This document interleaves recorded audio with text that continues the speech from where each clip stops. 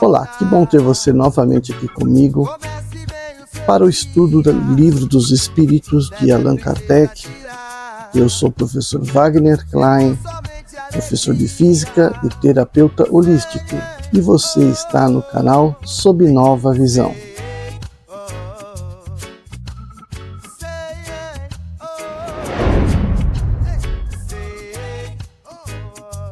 Bem, nós agora vamos para a questão 101, que na verdade não é uma pergunta, né? São agora as classificações dos espíritos. Então, esta classificação foi construída aqui por Kardec, né, mediante as informações que eles foram obtendo dos espíritos com relação aos tipos, né, aos comportamentos espirituais e, portanto, fazendo uma seleção, uma classificação, bem, né, a estilo de um cientista. Então, começa por terceira ordem, espíritos imperfeitos. Vamos lá. Caracteres gerais. Predominância da matéria sobre o espírito.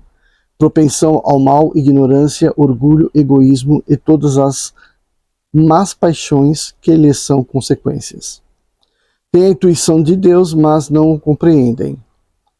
Não são todos essencialmente maus. Em alguns há mais de irreflexão, de inconsequência e de malícia do que verdadeiramente maldade. Uns não fazem o bem nem o mal, porém, só pelo fato de não fazerem o bem, denotam a sua inferioridade. Outros, ao contrário, comprazem-se no mal e ficam satisfeitos quando encontram a oportunidade de fazê-lo. Eles podem aliar a maldade à malícia e à inteligência, mas qualquer que seja seu desenvolvimento intelectual, suas ideias são pouco elevadas e seus sentimentos mais ou menos inferiores. Os seus conhecimentos sobre as coisas do mundo espírita são limitados e o pouco que sabem se confunde com as ideias e os preconceitos da vida corpórea.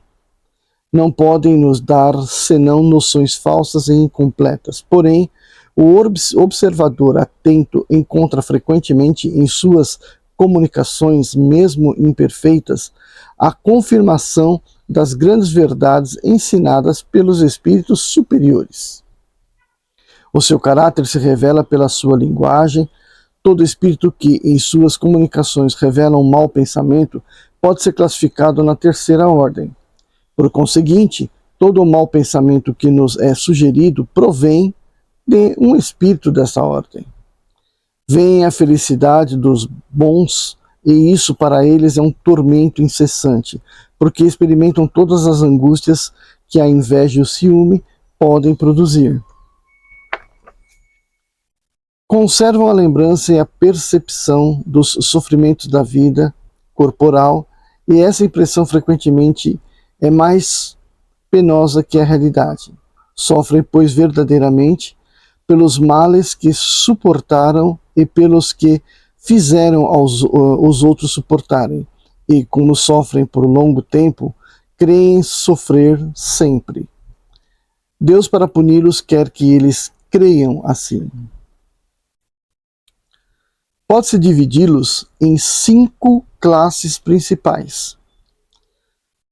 Então, questão 102. 10ª classe. Espíritos impuros. São inclinados ao mal e fazem dele objeto de suas preocupações.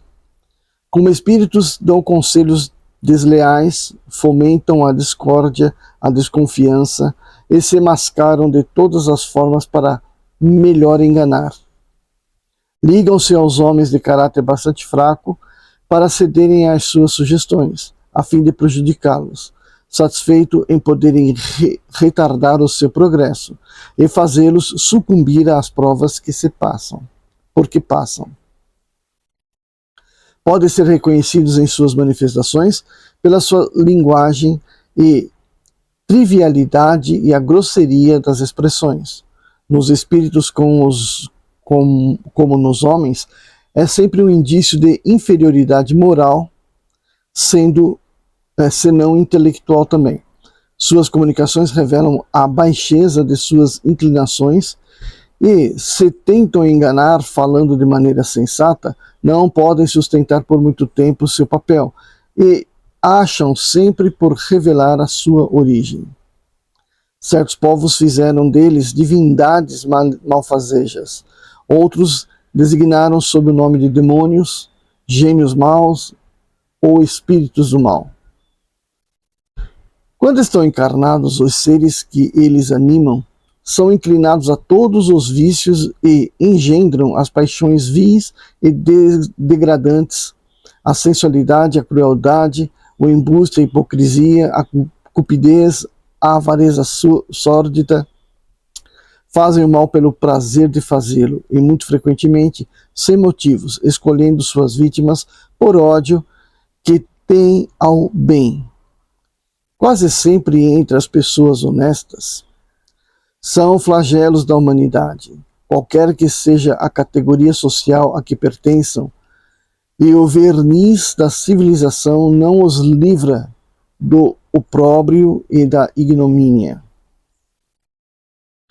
Então a gente vê nesses espíritos inferiores, né, da classe, 10ª classe, né, Kardec selecionou em 10 categorias. Tá? Então a 10ª classe seriam esses espíritos mais evoluídos. Então a predominância é do sentimento de que, que ele citou, o problema do ciúme, o problema da inveja, né? Então tudo isso está associado ao ego, né? Ao orgulho. Então é essa a grande chaga, né? O orgulho, que é aquilo que você tem que, ao longo da sua depuração espiritual, da sua melhora espiritual, da sua evolução, se desfazer. Então, desfazer-se do orgulho é negar a individualidade e cada vez tornar-se no nós, né? Deixando o eu de lado e entrando no nós, ou seja, você deixando sua individualidade, passando para um sentimento mais global, o mais fraterno possível. E não é difícil de nós encontrarmos exemplos desses espíritos encarnados, né? Os desencarnados a gente não tem como apontar esse, aquele e tal, mas a gente, pelo que está dito aqui, a gente está sempre sendo intuídos por esses espíritos maus. E justamente nas nossas fraquezas, né? Nos nossos pensamentos mais fracos, né? Nas nossas ideias mais materialistas, é onde a gente acaba sendo atacado por esses espíritos. E que, como está dito aqui, o único objetivo deles é dificultar a nossa evolução. Portanto, devemos estar sempre atentos a essas pseudo-intuições, tá? E como eu falei aqui, não é difícil de a gente encontrar exemplos desses encarnados, principalmente quando a gente olha para o mundo político, né? Onde o ego, o orgulho e a maldade, né, de alguns parece ser predominante. Vamos na sequência para a questão 103, a 9ª classe. Espíritos levianos. São ignorantes, maliciosos, inconsequentes e zombeteiros. Envolvem-se em tudo, respondem a tudo, sem se preocuparem com a verdade. Comprazem-se em causar pequenos desgostos e pequenas alegrias, atormentando, induzindo maliciosamente ao erro por meio de manifestações e travessuras. A essa classe pertencem os espíritos vulgarmente designados sob os nomes de gnomos, duendes, diabretes, trasgos. Eu posso até acrescentar aqui outras definições, como espírito zombeteiro, quiumba, encosto e por aí vai, né? Estão sob a dependência dos espíritos superiores que frequentemente empregam-nos como fazemos com os nossos servidores.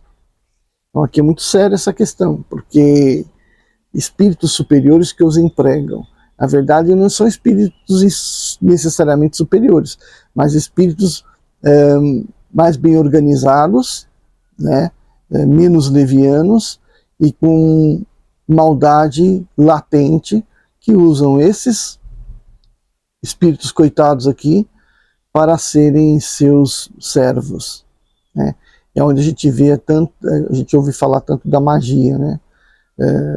A magia, quando o mago mal, né? Mago pode ser bom ou mal, né? Mas o mago mal, ele vai se utilizar de espíritos para levar o seu pensamento, a sua maldade até as pessoas vítimas dele. Nas suas comunicações com os homens, a sua linguagem é algumas vezes espiritual e engraçada, mas quase sempre sem conteúdo. Compreende os defeitos e o ridículo, compreendem os defeitos e o ridículo humanos, exprimindo-os em tiradas mordazes e satíricas. Se usam nomes supostos, é mais por malícia do que por maldade. Então, só completando, né, essa qualidade de espírito, muitas vezes, quando a gente, por exemplo, eu como professor, muitas vezes percebo comportamento em alguns alunos exatamente como está sendo citado aqui, né?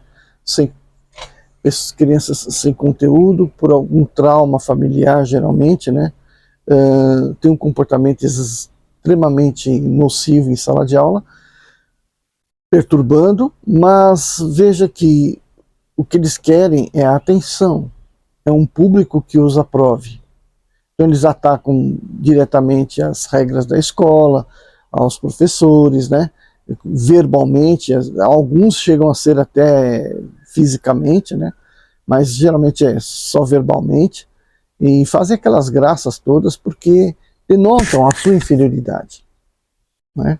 E enquanto houver público, ou seja, enquanto os amiguinhos, supostos amiguinhos, acham graça, né? Porque, como está dito aqui, né? Eles são até engraçados, eles permanecem nesse nível vibratório. Então, é necessário que o simancolo, né, que a gente fala, né, que esses jovens consigam compreender o seu verdadeiro estado de aluno, né? Agora a gente vai para a 8ª classe, agora vai sendo cada vez mais curtinho. 8ª classe, espíritos pseudo-sábios. Seus conhecimentos são bastante amplos, mas creem saber mais do que realmente sabem.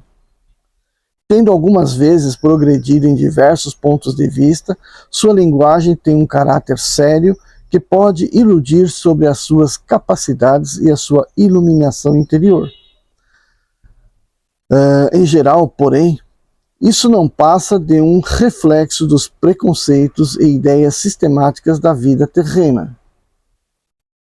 É uma mistura de algumas verdades ao lado de erros mais absurdos, nos quais se percebe a presunção, o orgulho, a inveja e a obstinação das quais não puderam se despir. Então aqui está dizendo, né, espíritos inteligentes. Então, tudo bem, desenvolveu o intelecto. E aí é uma grande questão. A gente encontra muito isso em alguns líderes, pseudo-líderes religiosos, né, que decoram algumas coisas bonitas e se usam da sua fala, às vezes muito bonita, para iludir pessoas. Então, aquela pessoa que tem um caráter muito, muito fraco. Então a gente tem sempre que... Isso está se difundindo tanto dentro da internet, que a gente vê lá as pessoas buscando de qualquer jeito um destaque social, falando coisas que realmente não faz o menor sentido, né? Essas conversas, principalmente na minha visão, essa conversa de que temos aí entre nós espíritos de outro planeta, espíritos encarnados, espíritos que são ruins, que querem nos tomar. Por que isso? Porque mexe com o subconsciente das pessoas, o medo das pessoas, né? Ou então fica falando catástrofe atrás de catástrofe. Até falam, realmente, eu sempre trabalhei com astrologia, sempre olhei o céu, e aí a gente vê realmente que tem muitos episódios que vão acontecer, mas isso sempre aconteceu. Sempre morreram muitas pessoas com isso. Mas ficar criando o clima de pânico, de terror, é o que não é legal. Mas a gente vê que tem pessoas que gostam disso, porque isso dá atenção, dá ibope, né? E isso é muito, muito desagradável. Mas vamos seguir aqui. Outra coisa importante é que as pessoas passem por um filtro, né? Porque embora essas pessoas que são espíritos dessa categoria sejam bastante inteligentes, conhecedoras, tal, e podem até ter uma boa mediunidade. O que é a mediunidade? Capacidade de se comunicar, né, com o plano superior, trazer mensagens, tal, de alguma forma, perceber o mundo espiritual. E às vezes as pessoas são bons médios, mas e o moral dessa pessoa? E a qualidade moral dessa pessoa, né? E essas questões que são citadas aqui, da inveja, do ciúme, do orgulho, né, da vaidade, se essas coisas são aparentes, denota que o espírito é muito evoluído. A gente tem que ficar esperto, não é porque o indivíduo pode ser um grande médium que ele seja um grande espírito, um espírito bem desenvolvido, né? Aliás, né, estamos todo mundo aqui nesse mundo para aprender, para melhorar, né? E, portanto, estamos todo mundo aqui no mesmo barco. Sétima classe, espíritos neutros. Não são nem muito bons para fazerem o bem, nem muito maus para fazerem o mal, inclinando-se tanto para um como para outro, e não se elevam acima da condição vulgar da humanidade, tanto pelo moral como pela inteligência. Apegam-se às coisas deste mundo, cujas alegrias grosseiras já não tem mais. Tá, então ele está falando aqui, o espírito neutro, tá? Esse espírito neutro já no plano espiritual, não no plano carnal, mas no plano espiritual ele continua sendo exatamente igual ao que ele desencarnou aqui do plano material, né? Simplesmente passou para o outro lado. Então, se aqui nesse mundo ele era um desses espíritos neutros, né, onde praticar o bem, praticar o mal, tanto faz, né, depende do momento, da intenção. Então, as alegrias são todas elas bem materiais e, portanto, ele vai para o outro plano ainda com essas alegrias, ainda com esses gostos, ainda com essas paixões. Como eles são neutros, não estão numa categoria nem mais evoluída, nem mais involuída, eles são aqueles que melhor se misturam com os encarnados, mais tem frequência de comunicação, de aceitação, de ligação com os encarnados. Tanto é que os encarnados, né, a grande maioria está também desse plano, né? Ou seja, está ali na base, pode subir, pode cair, mas está ali, né, no plano, ali na média. Então, é com esses espíritos que muitos encarnados acabam se ligando mentalmente, fazendo com que mais e mais os prazeres materiais se difundam, né? E a gente vê isso acontecendo de uma maneira exponencial. À medida que aumenta a população de forma exponencial, os costumes, né, que não são, vamos supor, lá muito dignos, estão aí se aflorando pra caramba, né? Então esses indivíduos morrendo, passam para o outro lado, continuam como estavam aqui e buscam pelos prazeres que tinham aqui. Logo vão frequentar regiões dos encarnados onde se encontrem as suas vibrações, né? As suas frequências. E lá ele vai atuar como um encosto de muita gente, né? Bom, vamos lá. Agora para a sexta classe. Espíritos batedores e perturbadores. Esses espíritos não formam, principalmente falando, uma classe da terceira ordem. Manifestam frequentemente sua presença por meio de efeitos sensíveis e físicos, tais como pancadas, movimento e deslocamento anormal de corpos sólidos, a agitação do ar, etc. Parecem ser parecem ser mais que os outros agarrados à matéria, os agentes principais das perturbações dos elementos do globo, quer atuem sobre o ar, a água, o fogo, os corpos duros ou as entranhas da terra. Reconhece-se que esses fenômenos não são devidos a uma classe fortuita e física, quando tem um caráter intencional e inteligente. Então não é mero movimento, né? Está sendo causado por uma inteligência. Todos os espíritos podem produzir esses fenômenos, mas só os espíritos elevados os deixam, em geral, como atribuições dos espíritos subalternos, mais aptos às coisas materiais do que às coisas inteligentes. Quando julgam que as manifestações desse gênero são úteis, servem-se desses espíritos como seus auxiliares.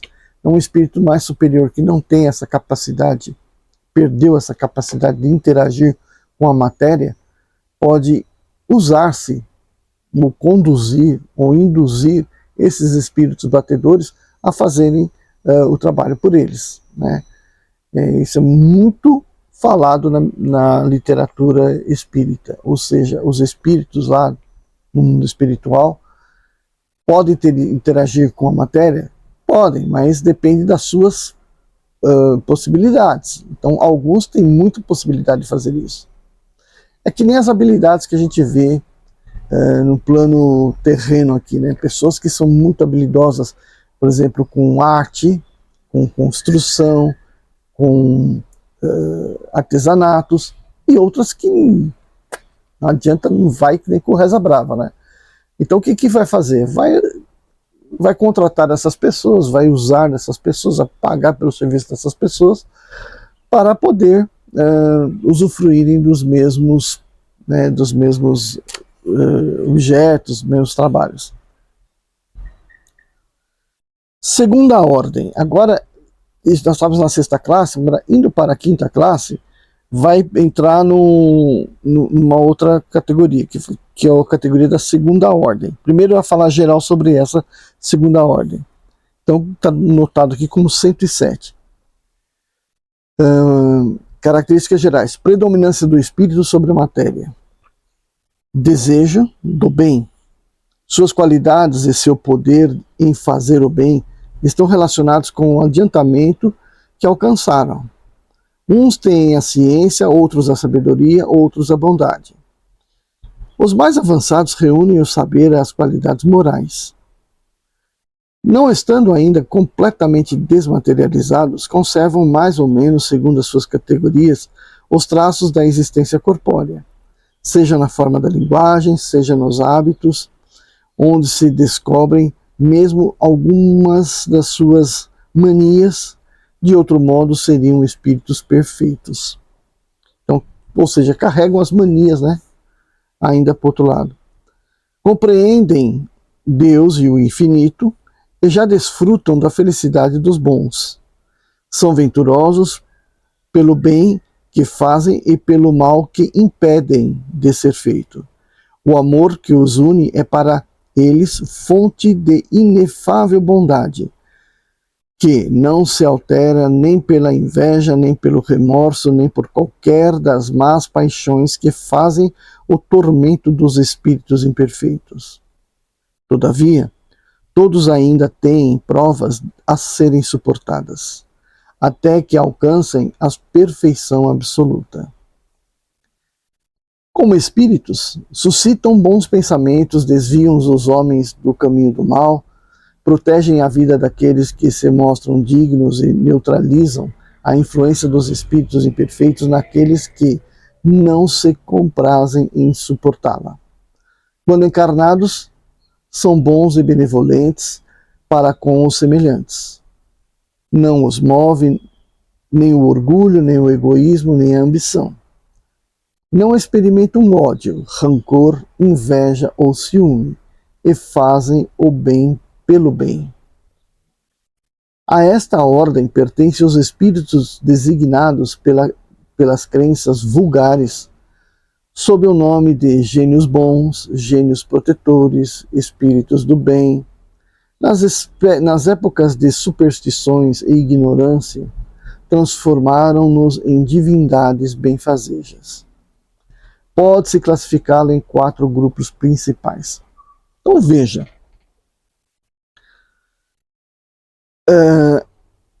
estamos então num grupo de espíritos que a gente encontra encarnados desse jeito, e muitos, né?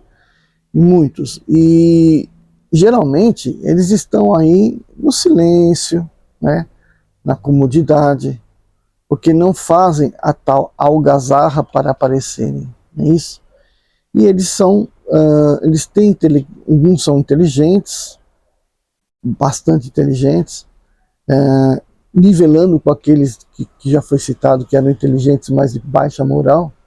Esses não, esses são inteligentes e usam dessa inteligência para fazerem o bem.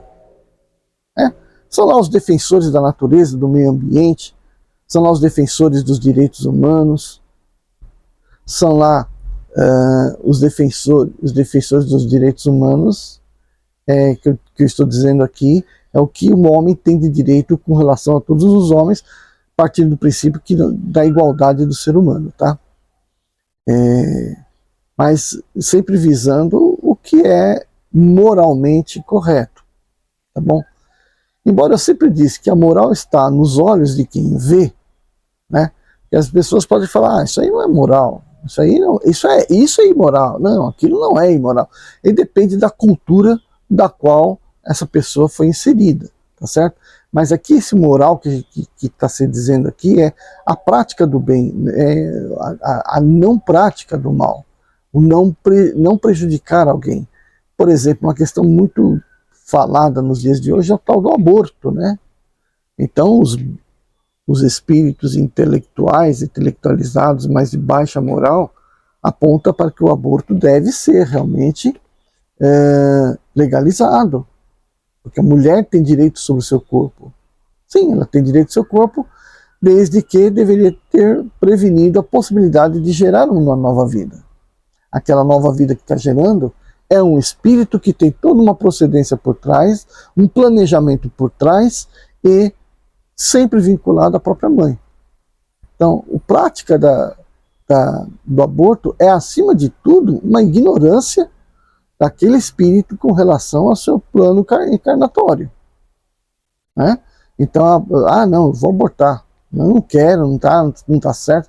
Na hora que ela vai fazer esse tipo de atitude, ela está ferindo um planejamento de vida. Então, é uma coisa que a gente tem que se pensar, né, duplamente. Existem N formas de se evitar a concepção, né? Bom, dando sequência. Vamos lá, então, para a classificação. Quinta classe, questão 108. Espíritos benevolentes. Sua qualidade dominante é a bondade.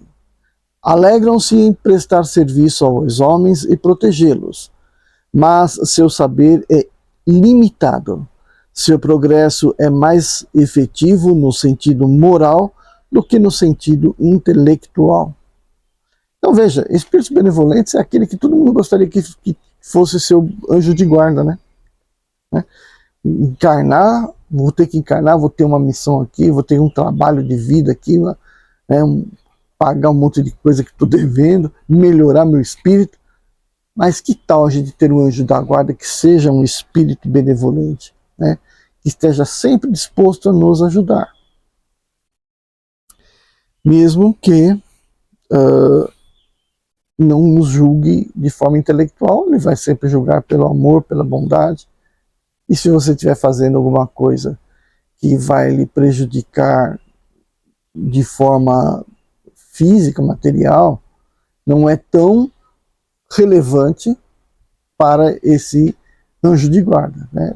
Porque o importante é a condição sua moral, sua elevação espiritual. Quarta classe, questão 109. Espíritos sábios. São os que distinguem principalmente pela extensão dos seus conhecimentos. Preocupam-se menos com as questões morais que as questões científicas, pelas quais têm mais aptidão. Não consideram a ciência senão do ponto de vista da sua utilidade, e não a misturam com nenhuma das paixões que são próprias dos espíritos imperfeitos. É o que eu acabei de falar, né? É o desenvolvimento, por exemplo, de diversos métodos contraceptivos para evitar o quê? Gravidez que não era esperada, certo? Poderia ter sido planejada, mas não era esperada, e aí acontece de você poder evitar. Mas tem muitas outras, né? Muitas outras coisas. Por exemplo, espíritos que vão intuir as pessoas a desenvolver vacinas, antídotos, remédios, e aí por aí vai, certo? Então são esses espíritos intelectualizados. 110, terceira classe, espíritos de sabedoria. Caracterizam-se pelas qualidades morais da natureza mais elevada. Se possuírem conhecimentos ilimitados, são dotados de sua capacidade intelectual que lhes possibilita um julgamento sadio sobre os homens e as coisas. Então, um julgamento sadio quer dizer filosofar sobre algo sem critério de punição, né?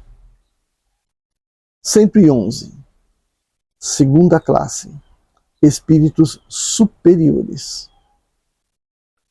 Reúnem a ciência, a sabedoria e a bondade.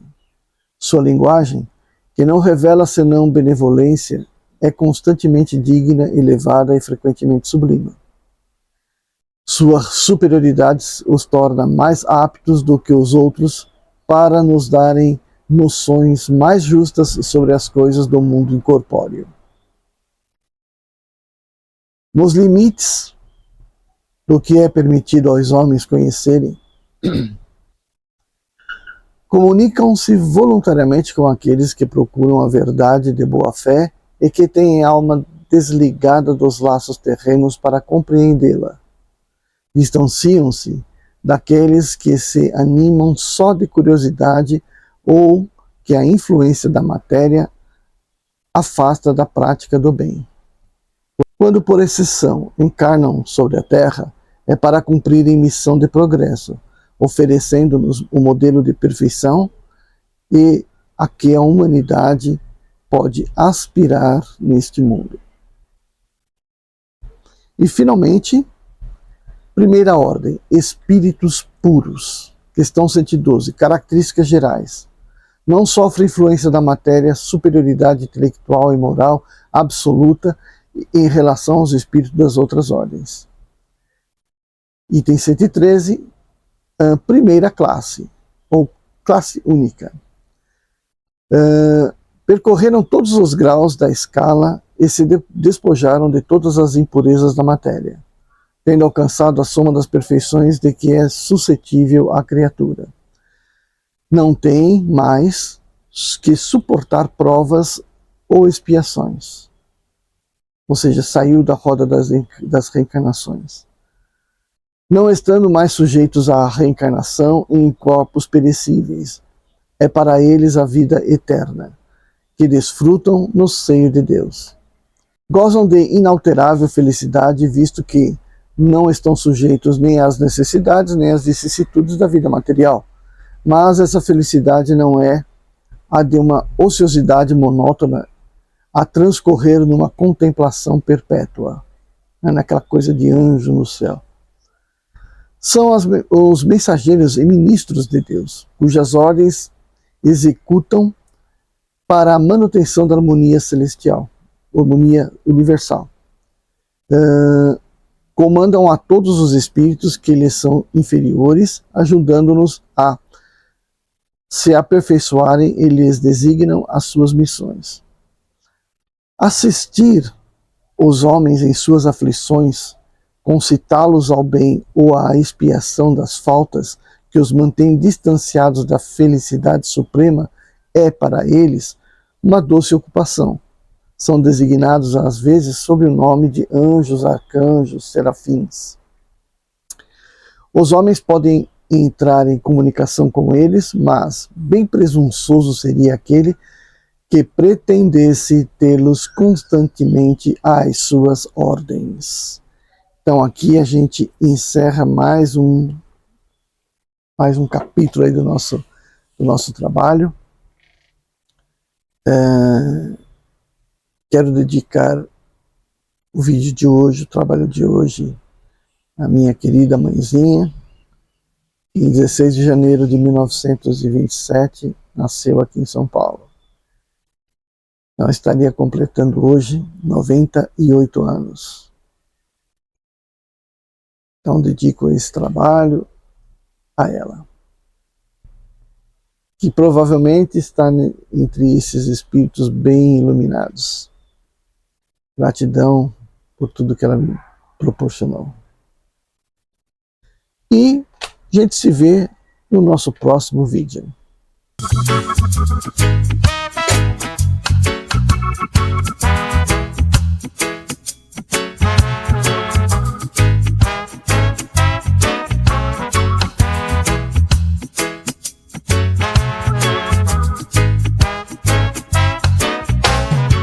Quando você acordar, comece bem o seu dia.